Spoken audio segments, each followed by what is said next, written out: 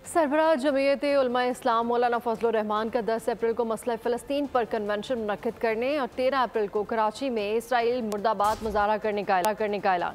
Video पैगाम में कहा कि फ़लस्तीन जल रहा है, बच्चे तड़प रहे हैं और हुक्मरान खामोश हैं।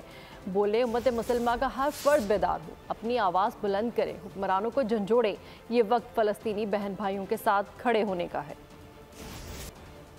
10 अप्रैल को इस्लामाबाद में तमाम मकातब फ़िक्र पर मुश्तमिल एक कन्वेंशन मुनक़्क़द किया जा रहा है। इतवार के रोज़ कराची में एक अज़ीमुश्शान इसराइल मुर्दाबाद मुजाहरा होगा।